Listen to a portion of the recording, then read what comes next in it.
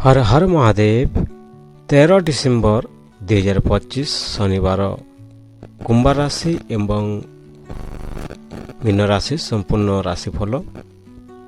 आज कुंभ राशि मध्यम किंतु फलदायक दिन रही। योजनाबद्ध काम कले लाभ हेब। अनावश्यक चिंता एड़ाई धैर्य काम करंतु। 13 डिसेम्बर 2025 शनिवार कुंभ राशि संपूर्ण राशिफल। आज कुंभ राशि मध्यम किंतु फलदायक दिन। योजनाबद्ध काम कले लाभ हेब। अनावश्यक चिंता एड़ाई धैर्य काम करंतु। कार्य और चाकरी ऑफिस रे केतेक काम धीरे चलिबो। बड़ मानकर असंतोष हेबार संभावना किंतु धैर्य रखिले समाधान हेब। नया प्रोजेक्ट आरंभ करिवार दिन नुहे। सहकर्मी सह भल व्यवहार रखंतु। कार्य चाकरी ऑफिस रे केतेक काम धीरे चलिबो। बड़ मानकर असंतोष हेबार संभावना किंतु धैर्य रखिले समाधान हेब। नया प्रोजेक्ट आरंभ करिवार दिन नुहे। सहकर्मी सह भल व्यवहार रखंतु। धन और अर्थ प्राप्ति बढ़िया आय और असल मध्य स्थिरता थिबो। खर्च रे नियंत्रण आवश्यक। जमी जायदाद विभाग रे सावधान रहंतु। निवेश करिवारो आज एड़ंतु। धन और अर्थ प्राप्ति बढ़िया आय न आसिले मध्य स्थिरता थिबो। खर्च रे नियंत्रण आवश्यक। जमी एवं जायदाद विभाग रे सावधान रहंतु। निवेश करिवारो आज एड़ंतु।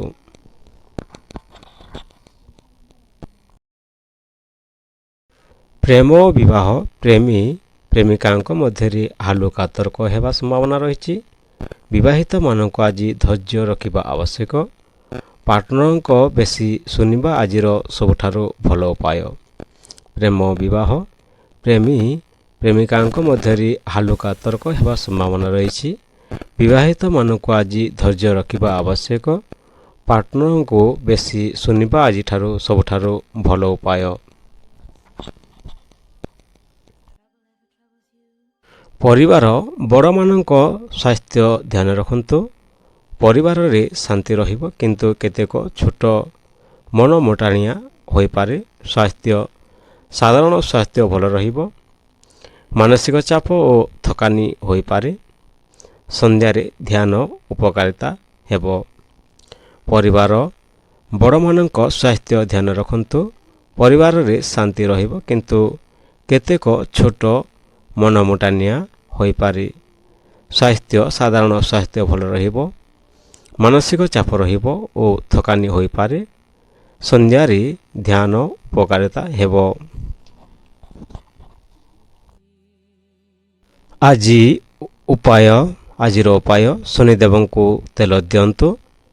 कला उड़द डाली दान करंतु। शुभ रंग आपणकर दक्षिण दिग शुभ अच्छी। सतर्कता अनावश्यक खर्च करंतु नाही। कौनसी नया डील किंबा चुक्ति रे सतर्क हुंतु। केतेक मिछ व्यक्ति को विश्वास करिवे नाही। आजिर उपाय शनिदेव को तेल दियंतु। कला उड़द डाली दान करंतु। शुभ रंग शुभ दिग आपणकर दक्षिण दिग शुभ अच्छी। सतर्कता अनावश्यक खर्च करंतु नाही। कौनसी नया डील किंबा चुक्ति रे सतर्क हुंतु। केतेक मिछ व्यक्ति को विश्वास करिवे नाही।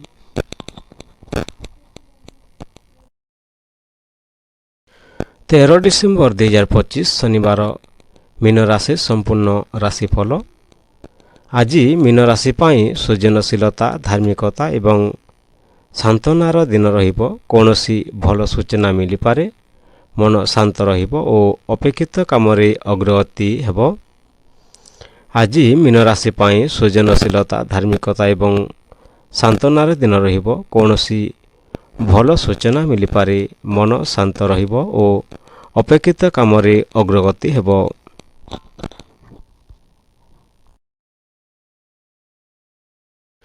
कार्य और चाकरी ऑफिस रे आज सम्मान और प्रशंसा मिलिबो।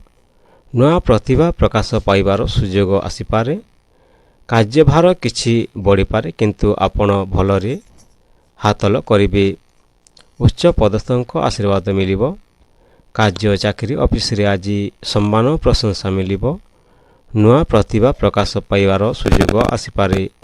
କାର୍ଯ୍ୟଭାର କିଛି ବଢ଼ିପାରେ କିନ୍ତୁ ଆପଣ ଭଲରେ ହାତଲ କରିବେ। ଉଚ୍ଚ ପଦସ୍ଥଙ୍କ ଆଶୀର୍ବାଦ ମିଳିବ।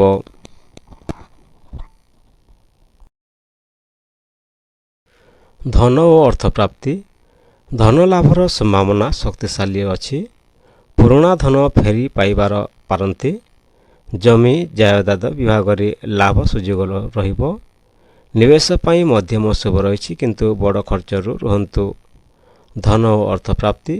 ଧନ ଲାଭର ସମ୍ଭାବନା ଶକ୍ତିଶାଳୀ ହେବ। ପୁରୁଣା ଧନ ଫେରି ପାଇବା ପାରନ୍ତି। ଜମି ଏବଂ ଜାୟଦାଦ ବିଭାଗରେ ଲାଭ ସୁଯୋଗ ରହିଛି। ନିବେଶ ପାଇଁ ମଧ୍ୟମ ଶୁଭ ରହିଛି କିନ୍ତୁ ବଡ଼ ଖର୍ଚ୍ଚରୁ ରୁହନ୍ତୁ।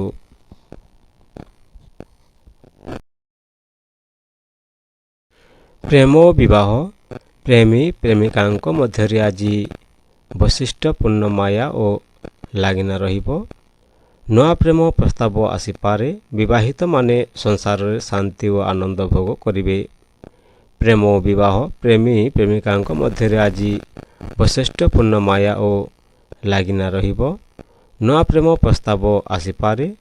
ବିବାହିତମାନେ ସଂସାରରେ ଶାନ୍ତି ଓ ଆନନ୍ଦ ଭୋଗ କରିବେ।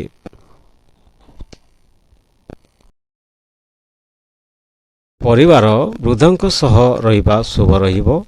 ପରିବାରରେ ଆଜି ଖୁସି ଓ ହସିମୁଖୀ ମାହୋଲ ରହିବ। କୌଣସି ପୂଜା ମଙ୍ଗଳ କାର୍ଯ୍ୟ କିମ୍ବା ସୁଖବାର୍ତ୍ତା ମିଳିପାରେ। ସ୍ୱାସ୍ଥ୍ୟ ଭଲ ରହିବ। ଭାବନାତ୍ମକ ଭାବେ ସେନ୍ସିଟିଭ୍ ହେବା ସମ୍ଭାବନା ରହିଛି। ଅସନ୍ତୋଷ ଏଡ଼ି ଧ୍ୟାନ କରନ୍ତୁ। ପରିବାର ବୃଦ୍ଧଙ୍କ ସହ ରହିବା ଶୁଭ ରହିଛି। ପରିବାରରେ ଆଜି ଖୁସି ଓ ହସିମୁଖୀ ମାହୋଲ ରହିବ। କୌଣସି ପୂଜା ମଙ୍ଗଳ କାର୍ଯ୍ୟ କିମ୍ବା ସୁଖବାର୍ତ୍ତା ମିଳିପାରେ। ସ୍ୱାସ୍ଥ୍ୟ ଭଲ ରହିବ। ଭାବନାତ୍ମକ ଭାବେ ସେନ୍ସିଟିଭ୍ ହେବା ସମ୍ଭାବନା ରହିଛି। ଅସନ୍ତୋଷ ଏଡ଼ି ଧ୍ୟାନ କରନ୍ତୁ। ଆଜିର ଉପାୟ। ବିଷ୍ଣୁ ମନ୍ଦିରରେ ତୁଳସୀ ଦିଅ। ପାଣି ପଖାଲ କିମ୍ବା ଫଳ ଦାନ କରନ୍ତୁ। ଶୁଭ ଦିଗ। ଆପଣଙ୍କର ପୂର୍ବ ଏବଂ ଉତ୍ତର ଦିଗ ଶୁଭ ଅଛି। ସତର୍କତା। ଅତି ଭାବୁକ ନୁହନ୍ତୁ। ଅଜଣା ଲୋକଙ୍କୁ ସରଳତାରେ ବିଶ୍ୱାସ କରିବେ ନାହିଁ। ବଡ଼ ଖର୍ଚ୍ଚ ଏଡ଼ାନ୍ତୁ। ଆଜିର ଉପାୟ। ବିଷ୍ଣୁ ମନ୍ଦିରରେ ତୁଳସୀ ଦିଅନ୍ତୁ। ପାଣି ପଖାଲ କିମ୍ବା ଫଳ ଦାନ କରନ୍ତୁ। ଶୁଭ ଦିଗ। ଆପଣଙ୍କର ପୂର୍ବ ଏବଂ ଉତ୍ତର ଦିଗ ଶୁଭ ଅଛି। ସତର୍କତା। ଅତି ଭାବୁକ ନୁହନ୍ତୁ। ଅଜଣା ଲୋକଙ୍କୁ ସରଳତାରେ ବିଶ୍ୱାସ କରିବେ ନାହିଁ। ବଡ଼ ଖର୍ଚ୍ଚ ଏଡ଼ାନ୍ତୁ। ଭିଡ଼ିଓକୁ ଶେଷ ପର୍ଯ୍ୟନ୍ତ ଦେଖିଥିବାରୁ ଧନ୍ୟବାଦ। ହର ହର ମହାଦେବ। ବନ୍ଦେ ମାତାରାମ।